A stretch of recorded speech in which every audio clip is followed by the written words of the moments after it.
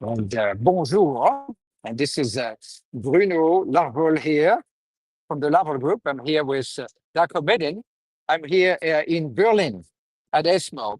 And Darko is joining me remotely. And this is the inaugural podcast called AI and Biostats, etc. And I wanted to introduce who I am. Darko can also introduce who he is, and why we decided to create this new podcast, different from the other podcast I'm hosting.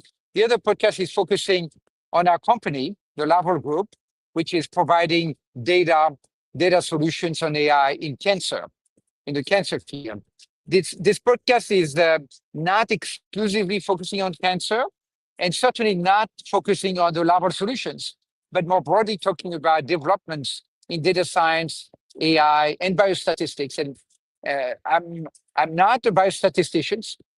I'm not an oncologist, but Darko is a biostatistician, and he worked with us in a number of areas. So Darko is going to be the anchor guest. He might not be in every podcast, but in a number of them. So let me pass the baton to you, Darko, to do a quick introduction.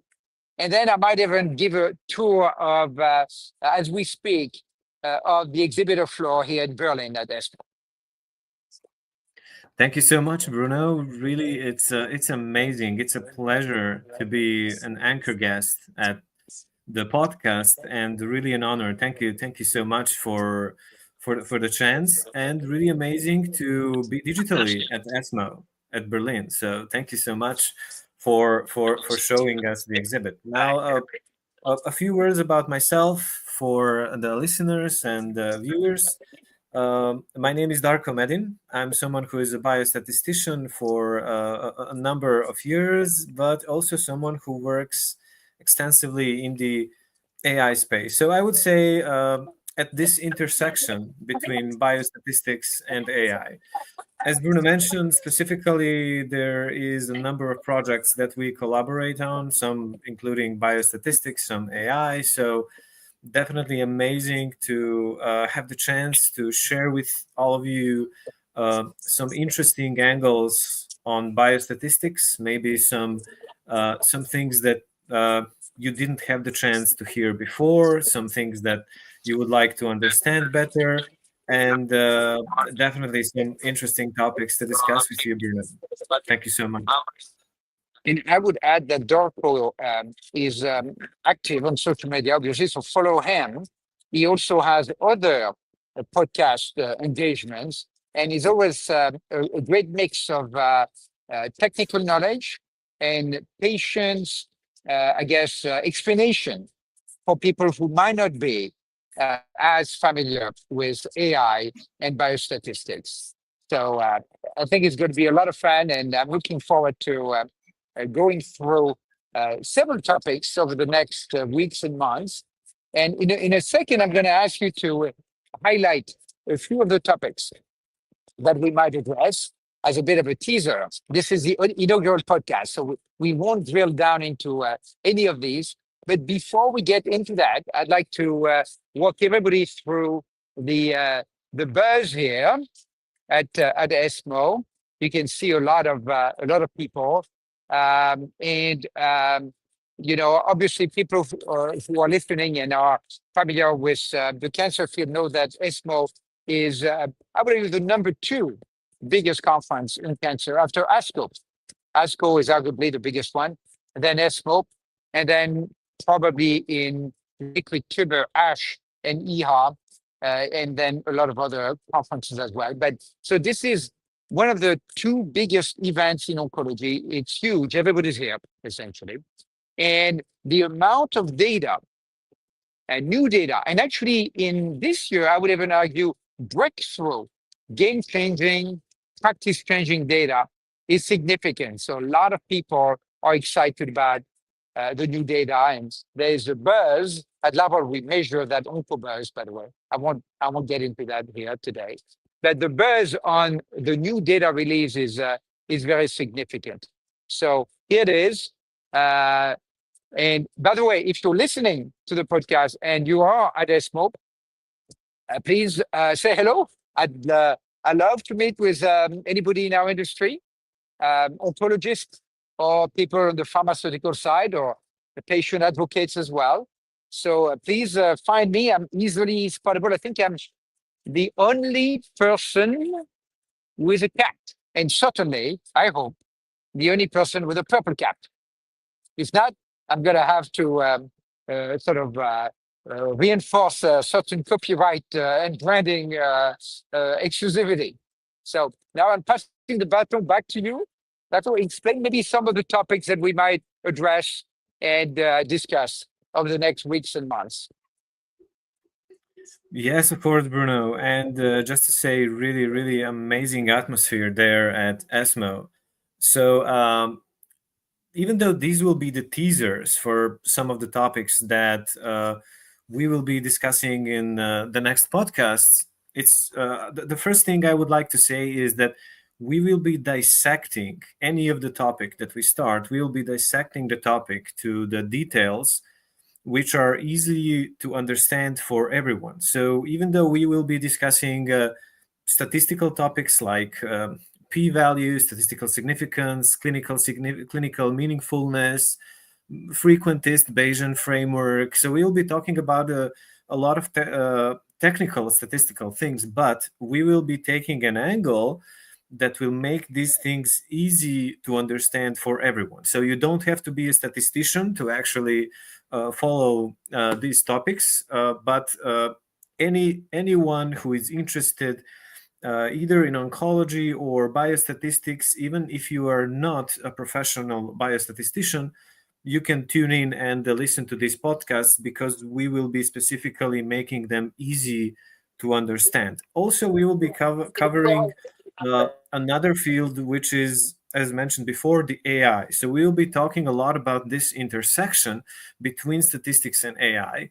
So we will be mentioning types of AI, how AI can help us resolve a lot of complexities in the world of oncology, and how can we solve problems with AI. So we will be talking about neural networks, different types of neural networks, why do we use them, when do we use them, how this relates to statistics, what is this intersection between biostatistics and AI, and how can we use this intersection in oncology. So there will be a number of very, very interesting topics, but our focus will really be to not just go through these topics, but actually go through the details, which may be important. So just a quick teaser, for example, in the field of survival curves in oncology. We will be discussing survival curves, the biostatistical aspect, but we will also show you how to detect anomalies, how to visually identify anomalies on the survival curves, how to know which survival curves are valid, which are not, how to utilize this knowledge when interpreting the results that you see on the conference, such as ESMO. So if you go to ESMO and you see two survival curves, we want to make sure that you understand the details that are important there, not just the overall result, not just the final result, but also these fine details that we will be discussing. Then going to the AI field, there is a lot of confusion today about different types of AI. Why do we use them? Which types of AI are reliable? Which types of AI we need to be careful with them? We need to understand all the advantages, all the limitations.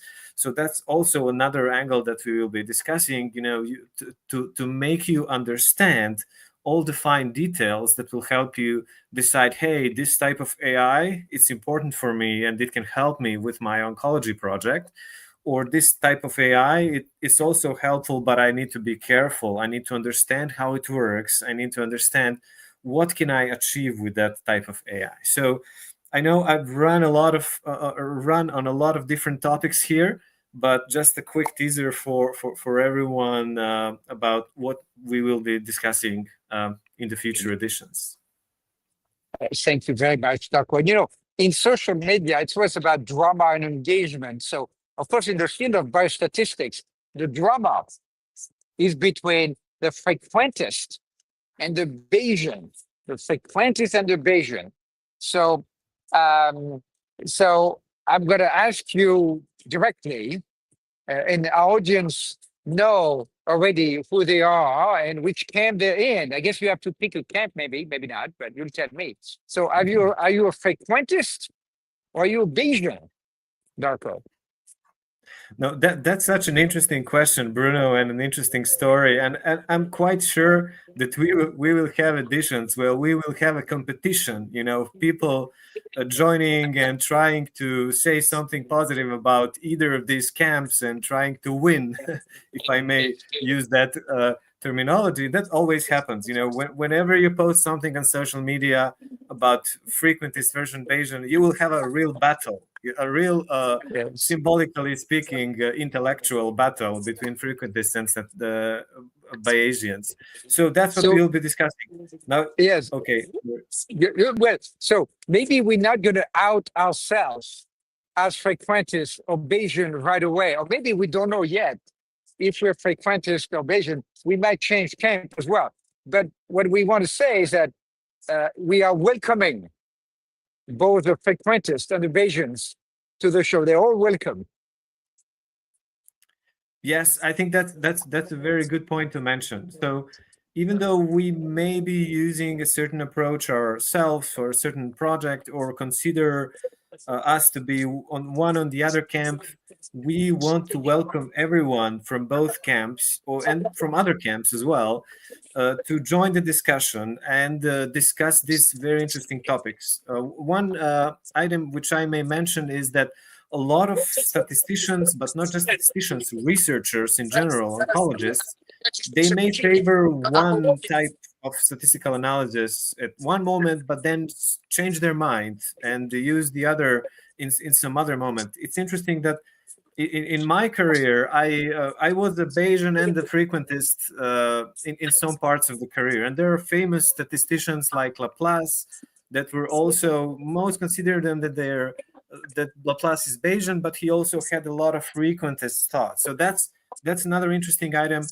It's not just about choosing the camp; it's about having a great discussion and understanding the details that come from both sides, so that we can have a very quality angle and quality discussions about frequentist and Bayesian statistics.